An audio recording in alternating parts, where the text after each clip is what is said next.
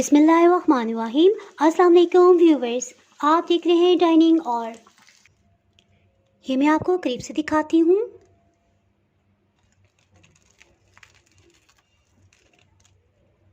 अगर मेरी वीडियोस अच्छी लगी तो लाल सब्सक्राइब को क्लिक कर दें। साथ में ये जो बेल का आइकॉन है इसको क्लिक कर दें।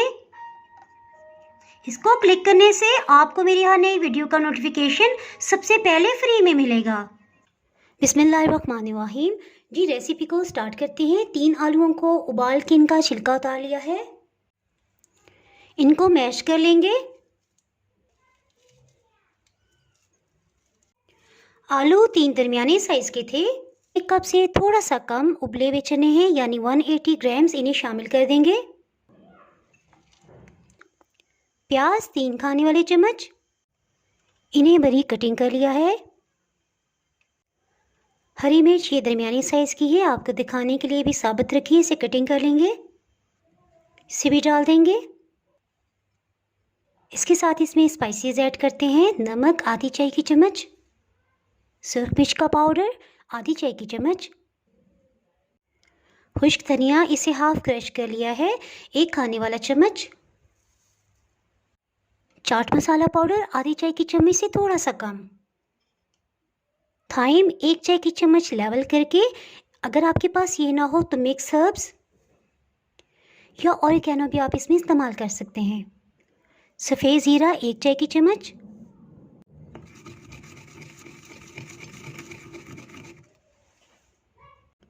इसे भी शामिल कर देंगे।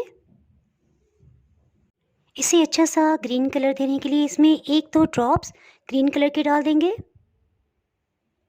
और मटर को मैश करते हुए मिक्स कर लेंगे। फूड कलर ऐड करने से देखिए मसाला कितना अच्छा हरा भरा सा लग रहा है। इसमें 2 खाने वाले चम्मच सफ़ेद ब्रेड क्रम्स का इस्तेमाल कर रहे हैं। ये होममेड हैं। अगर आपने इसकी वीडियो नहीं देखी तो मैं इसका लिंक डिस्क्रिप्शन में दे दूँगी, आप वहाँ से देख सकते हैं।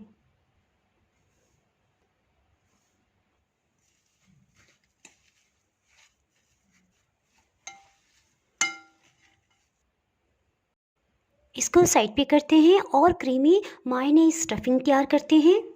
गाजर को क्रश कर लेंगे।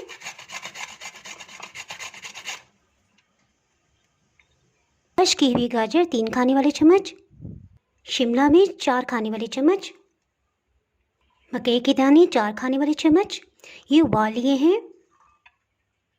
बंद गोभी पे इस तरह से कट्स लगा देंगे और इसे चॉप कर लेंगे। बंद गोभी 4 खाने वाले चम्मच, मायोनीज आधा कप,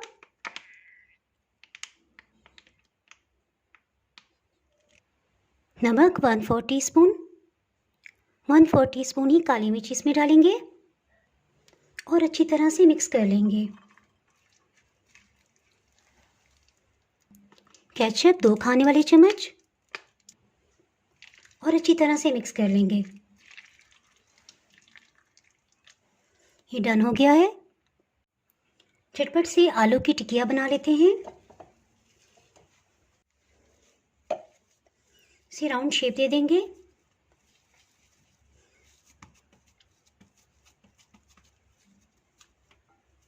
इस तरह से अंगूठे की मदद से किनारों को सील करते जाएंगे और किसी भी सरफेस पे इस तरह से इसे गोल घुमाएंगे, इससे ये बिल्कुल लेवल में आ जाएंगे। इस तरह से चारों बर्गर पैटीज को तैयार कर लिया है। इन पैटीज को कोट करने के लिए एक स्लरी तैयार कर लेते हैं। इसको 1 महीने तक एक टाइट बैग में आप डाल के फ्रीज़र में रख सकते हैं और जब भी आपका दिल चाहे आप इन्हें निकालें, डीप फ्रॉस्ट करें और इनको फ्राई करके इस्तेमाल कर सकते हैं। 7 खाने वाले चम्मच कॉर्नफ्लावर और 7 ही खाने वाले चम्मच चावल का आटा ये डाल देंगे। अगर आपके पास चावल का आटा ना हो तो आप इसमें मैदा डाल दें। टेस्ट के लिए कोई स्पाइसेस ऐड करते हैं। नमक आधी चाय की चम्मच से थोड़ा सा कम, 1 चाय की चम्मच चिली फ्लेक्स, अधकुटी सुरख मिर्च, 1 कप पानी शामिल कर देंगे और मिक्स कर लेंगे। अगर आप स्पाइसेस तेज़ पसंद करते हैं तो 1 टेबलस्पून भी आप इसमें चिली फ्लेक्स शामिल कर सकते हैं। और ये क्वेश्चन कि इसको कितना गाढ़ा होना चाहिए, तो देखिए ये इस तरह से है। ये देखिए एक लाइन सी ड्रा हो रही है और ये चम्मच के ऊपर एक कोटिंग सी भी हो गई है। तो बस इस तरह से हो तो ठीक है। इसके साथ इनको फ्राई करने के लिए पैन में ऑयल गर्म कर लेते हैं। ऑयल को प्रीहीट कर लेते हैं। ऑयल को मीडियम हीट पे प्रीहीट कर लेंगे। वेजिटेबल पैटी को ले लेंगे, एक दफ़ा इसे मिक्स कर लेंगे और इस पर अच्छी सी कोटिंग कर लेंगे। कुछ देर के लिए इस तरह से रखेंगे ताकि एक्स्ट्रा मिक्सचर उतर जाए और फिर ब्रेड क्रम्स के ऊपर रखेंगे। ब्रेड क्रम्स को इसके ऊपर भी डालेंगे।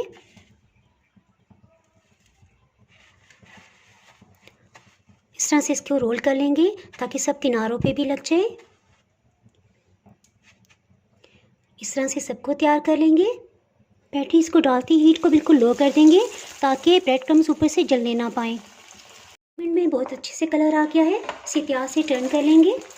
इसी तरह से सब कबाब को फ्राई कर लेंगे। इस पर अच्छा सा गोल्डन कलर आ गया, इसे निकालेंगे। ये देखें कितने क्रिस्पी बने हैं। बर्गर्स पे क्रिस्पी कोटिंग के लिए कॉर्नफ्लेक्स लेंगे। इनको हाथों से इस तरह से चूरा कर लेंगे। इस तरह चूरा करने से ये बहुत बारीक नहीं होंगे।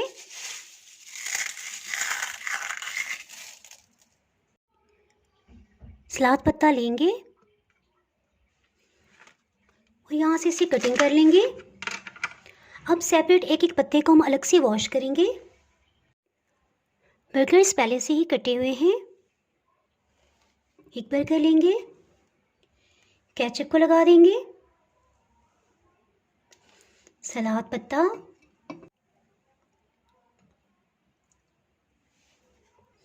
मायोनीज फिलिंग, इसे अच्छी तरह फैला देंगे।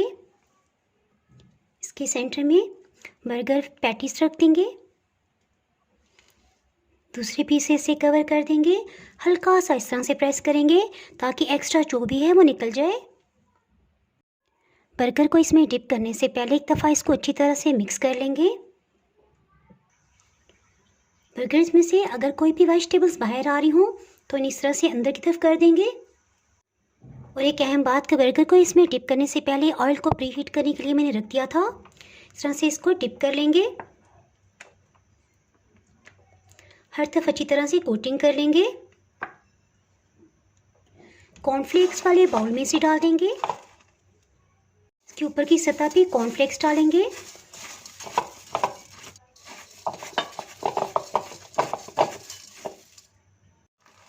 और फिर बिल्कुल खुश्क हाथ से इस तरह से इसको रोल करेंगे ताकि कॉर्नफ्लेक्स इसके ऊपर से ना उतरें। अच्छी तरह से कोटिंग हो गई है। और जहाँ समझें कि कम कोटिंग हुई है थोड़ा सा इस तरह से डालें, चढ़ डालेंगे और फिर से कॉर्नफ्लेक्स को इस पर चिपका लेंगे। ये रेडी है फ्राई करने के लिए। बर्गर को इतिहास से इसमें डाल देंगे। तकरीबन 2 मिनट हो चुके हैं। इसकी साइड को चेंज कर लेंगे। तकरीबन 4 मिनट के अंदर बहुत अच्छे से ये फ्राई हो गया है। इसे प्लेटर में निकाल लेंगे। दूसरे बर्गर को भी इस तरह से तैयार कर लिया है। ऑयल गर्म था, ये 3 मिनट के अंदर फ्राई हो गया है। इस बर्गर में मैंने सलाद पत्ता नहीं लगाया है। आपको जिस तरह भी पसंद हो आप बना सकते हैं। ये मैं आपको कटिंग करके बताती हूँ। ये मैं आपको खा के बताती हूँ।